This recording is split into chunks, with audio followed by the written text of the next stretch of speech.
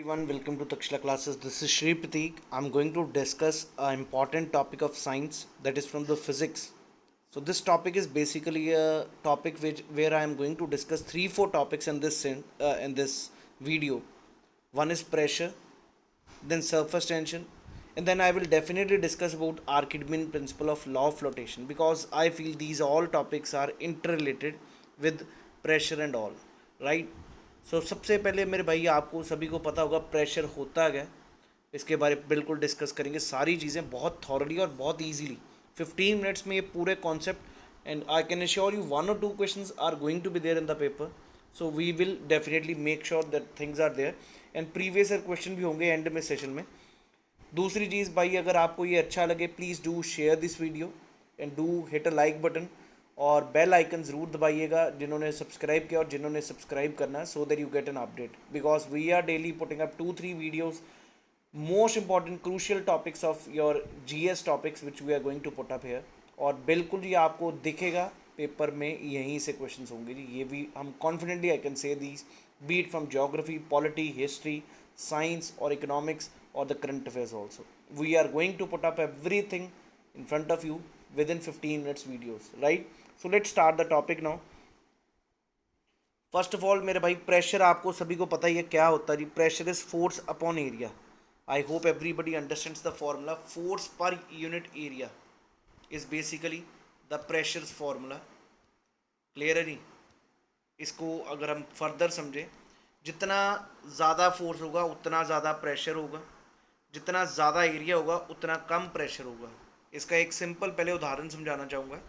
अगर आप सोचें कभी, if you remember in the school days, आपके पास बैग होते थे, बैग में एक वो रोप सी डालते थे. अगर वो पतली होगी तो चुभेगी आपके पीछे, वेट ज़्यादा है. लेकिन अगर आप उसको ब्रॉड रखेंगे तो उससे प्रेशर कम पड़ता था आपके कंधों पे. इसके और भी उदाहरण, टैंक में जो टायर होते हैं वो चेन से बने होते हैं, चौड़े चौड़े.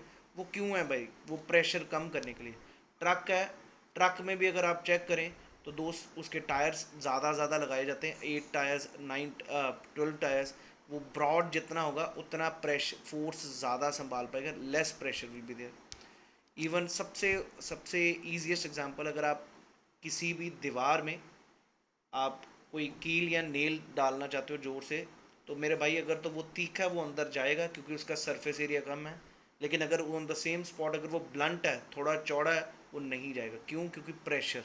आई hope everybody is clear about this thing. So that is basically pressure. तो सबसे पहले पहली स्लाइड में भाई फ्लूइड प्रेशर, अलग अलग प्रेशर है दोस्त. एक तो वो प्रेशर आप लोग को समझा जो कि अब फोर्स अपॉन एरिया. एक फ्लूइड का भी प्रेशर होगा जब कोई चीज़ पानी के अंदर, पानी जो है ग्लास के अंदर पड़ा तो उसके आसपास जो फोर्स लगाएगा वो, दैट इज़ प्रेशर. क्लियर जी? नीचे भी लगाएगा फोर्स, उसको हम प्रेशर कहते हैं जी.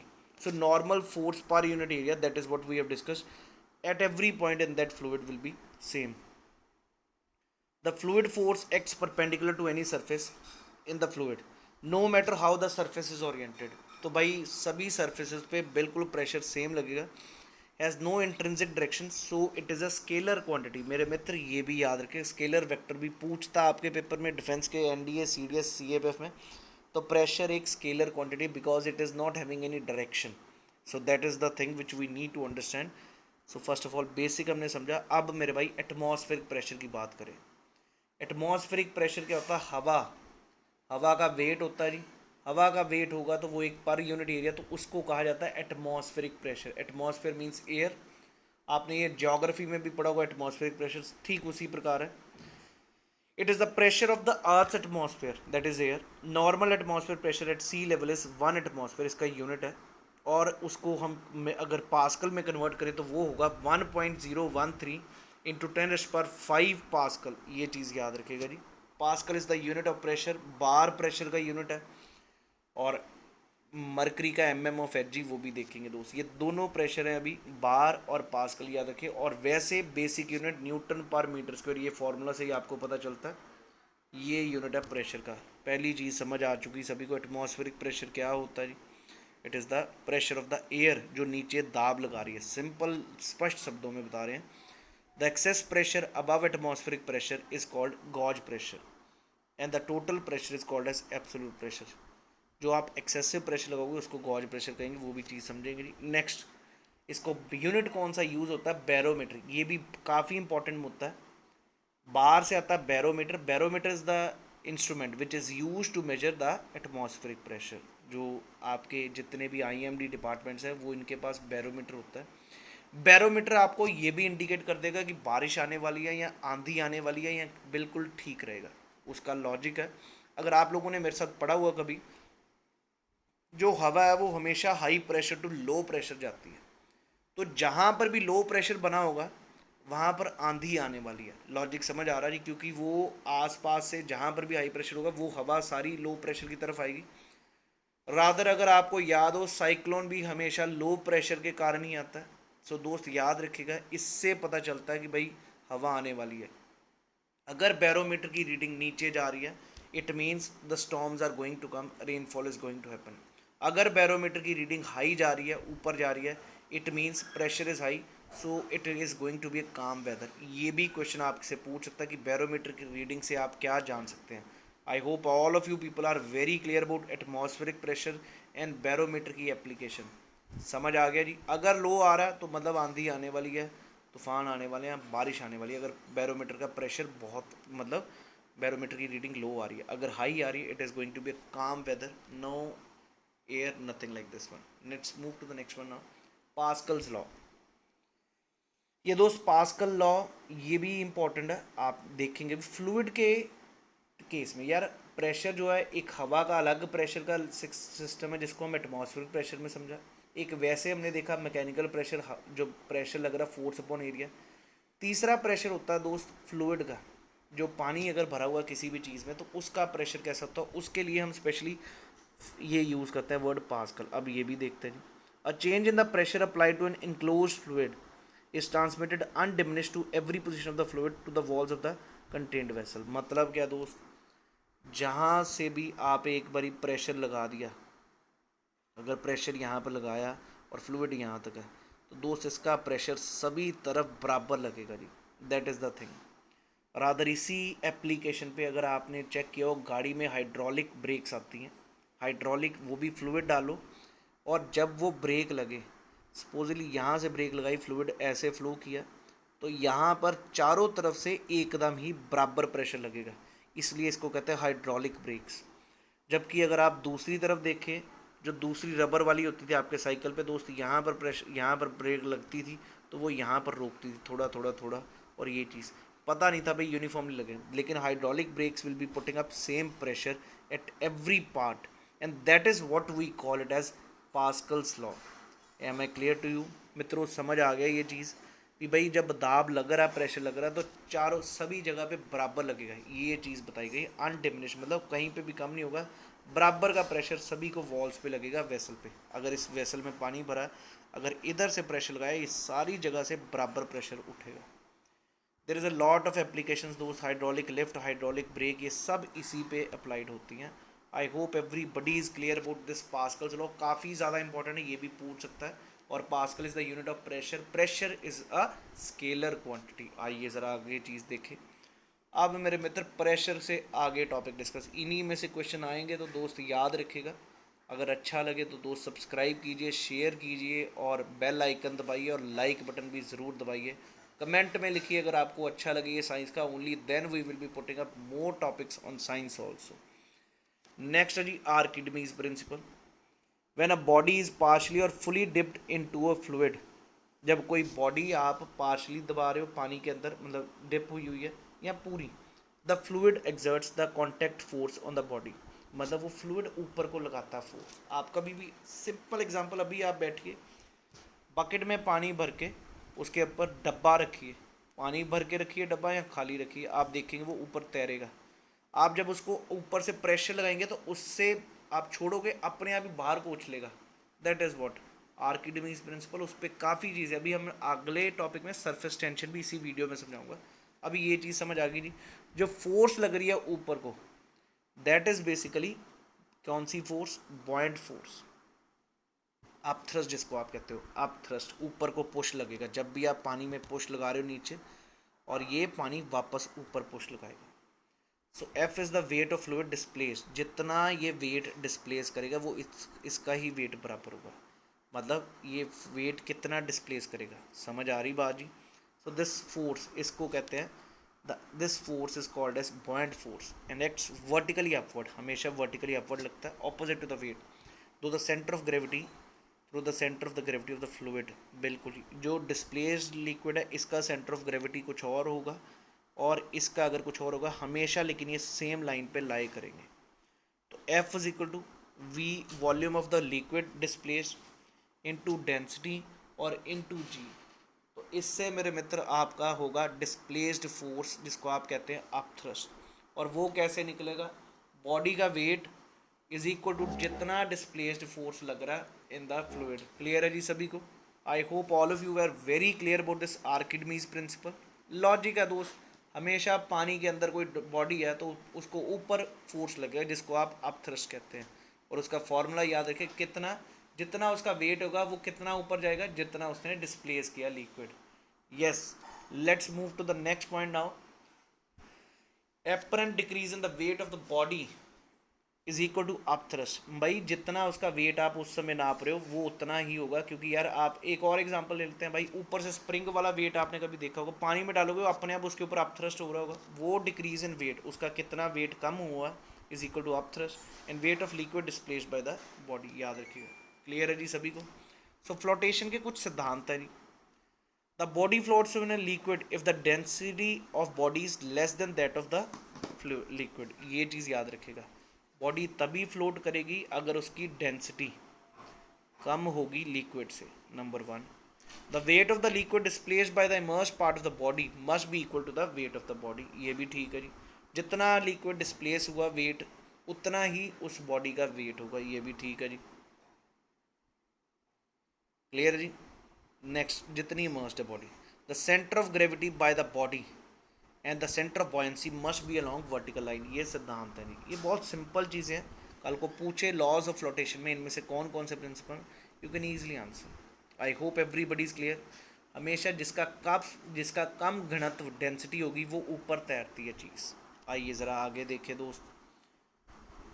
इसीलिए तो कहा जाता है, एक आपने सुना होगा, सॉल्ट वाटर में तैरना बहुत आसान है और नॉर्मल वाटर में कम। क्यों? क्योंकि सॉल्ट वाटर में डेंसिटी बहुत ज़्यादा होती है। Am I clear to all of you? I hope all of you people are clear about this logic here. Let us move to the next one now. Street fluid क्या होता है जी? Street flow, steady flow. Steady flow, अब यार liquid भी move करते हैं तो उसके कुछ ना प्रिंसिपल्स हैं, थोड़ा सा देखेंगे क्योंकि बर्नौलीज थ्योरम मेरे को समझाना। A flow in which the velocity of fluid particles crossing a particular point in the same is the same all the times. Clear है जी? जब ये जो स्ट्रीम फ्लो किसको कहेंगे, जब ये पानी है सभी उसके जो मॉलिक्यूल्स हैं, जो भी इसके पार्टिकल्स हैं फ्लूइड के, वो सभी सेम स्पीड से चल रहे हैं, उसको कहेंगे हम स्ट्रीम फ्लो। क्लियर है जी? Stream line flow. Each particle takes the same path as taken by the previous particle through that point. So that is basically this steady flow. अब अगर देखें line of flow, it is the path taken by particle in flowing liquid. In case of a steady flow it is called streamline. Two streamlines can never intersect. कुछ नहीं, इसमें ज़्यादा focus भी मत दीजिएगा, सिर्फ इतना याद रखिएगा, since it is there in the books, that's why just make sure that I put up there. अब आइए equation of continuity. In a time T the fluid volume of fluid liquid entering the tube of flow in a steady flow is A1 V1 T. The same volume must flow out of the liquid is incompressible. कुछ नहीं इसमें भाई, सीधा Bernoulli theorem याद रखना, उसका भी principal क्या सुन लीजिए। The sum of the pressure energy per unit volume plus potential energy per unit volume. एक तो pressure energy per unit volume, potential energy per unit volume और kinetic energy per unit volume, सभी constant हैं। ये चीज़ याद रखें, जितना इधर प्रेशर लगा उतना ही बाहर लगेगा। ये चीज़ है P V square by two rho V square by two plus P plus rho G H is equal to constant. ये याद रखेगा for a stream line flow. That is Bernoulli's theorem. I hope all of you people are clear about this Bernoulli's theorem. और ये Bernoulli theorem है क्या और कहाँ से आई है, ये भी चीज़ समझ लीजिए।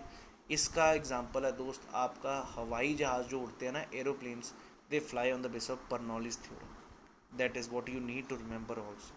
क्लियर है जी, ये भी याद रखिएगा जी। नेक्स्ट है जी टर्म जो हमने डिस्कस करनी है वो है विस्कोसिटी। विस्कोसिटी क्या होता है?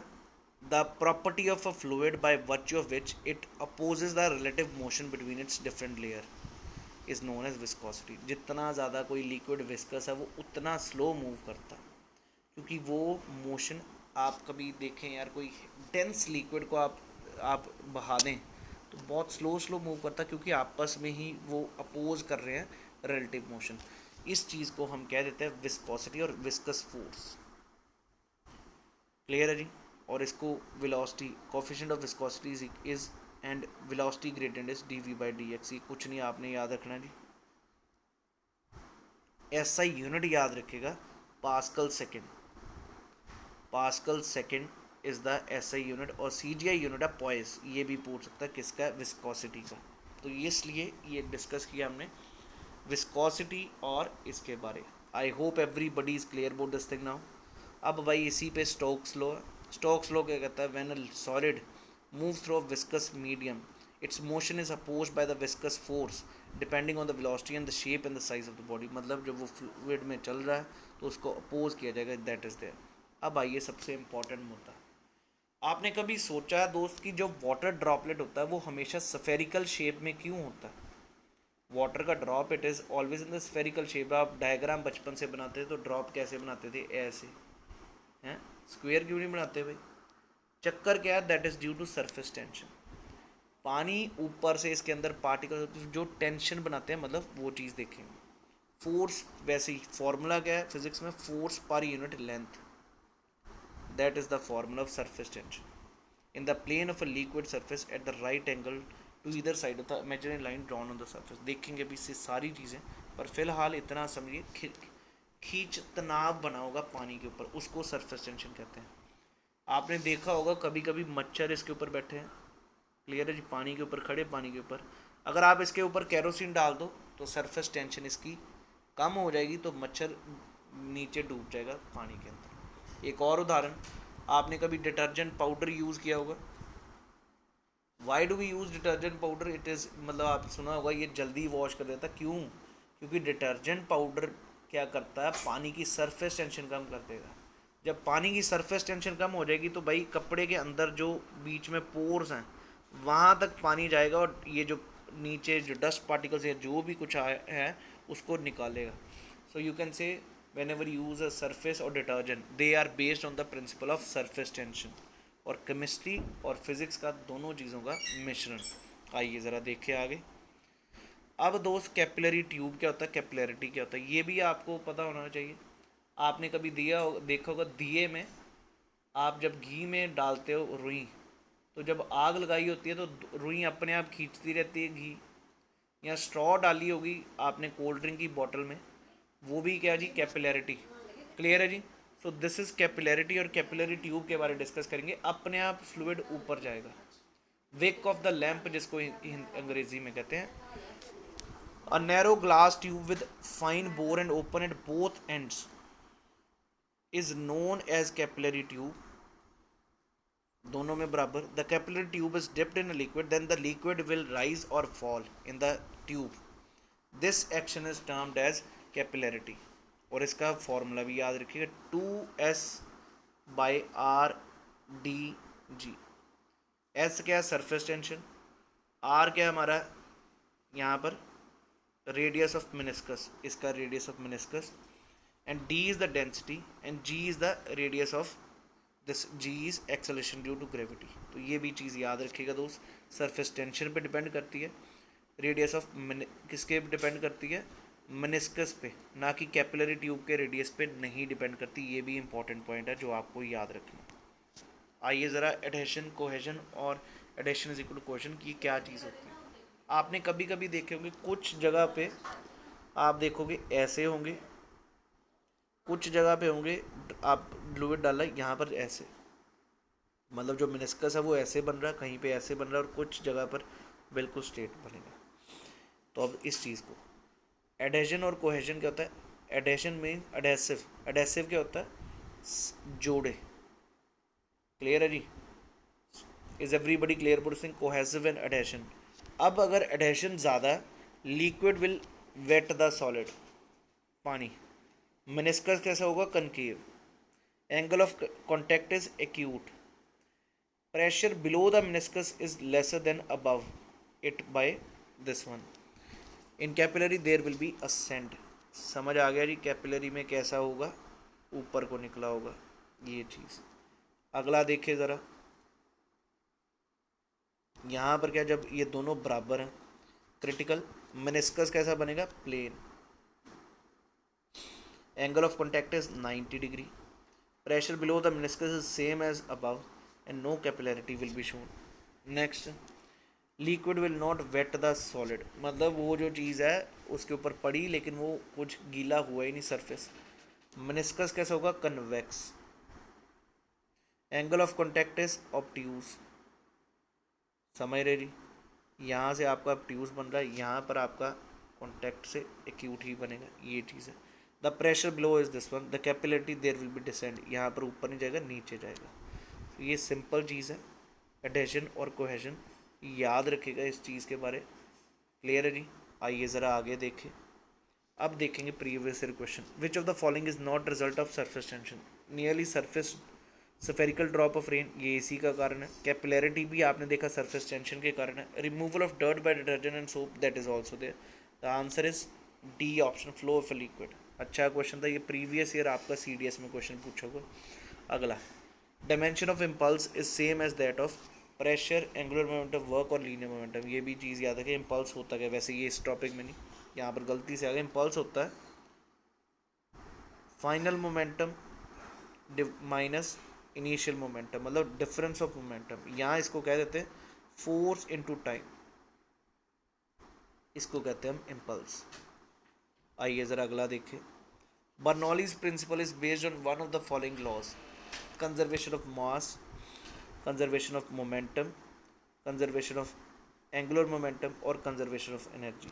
दोस्त में एनर्जी ही बात करेंगे बर्नौलीज थ्योरम में। Next, measure the atmospheric pressure, कौन सा यूनिट यूज़ होता है, कौन सा इंस्ट्रूमेंट, बैरोमीटर। इस प्रकार के क्वेश्चन तो भाई अब एक्सपेक्ट मत ही करें तो बढ़िया, लेकिन फिर भी for understanding we have at least come to know what about all these things. ये बार बार टॉपिक आते हैं और मैंने एप्लीकेशन आपको बता दी, कैपिलरिटी क्या होता है, कैपिलर ट्यूब क्या होता है। आपने देखा होगा कोल्ड ड्रिंक की बॉटल में स्ट्रॉ डालो तो बाहर को निकलता liquid, that is basically due to capillarity and we have understood how this thing is happening. Am I clear to you? Then we discuss about surface tension, we discuss about Stokes law, viscosity, काफ़ी major topic with respect to pressure के साथ जो inter related topics है हमने आज discuss किए इस session में। अगर दोस्त अच्छा लगे just give us a comment. अगर कुछ भी आपको लगे which you want me to discuss, definitely put up in the comment section and please hit the like button and do subscribe this channel. Thank you, wish you all the best. जय Hind everyone.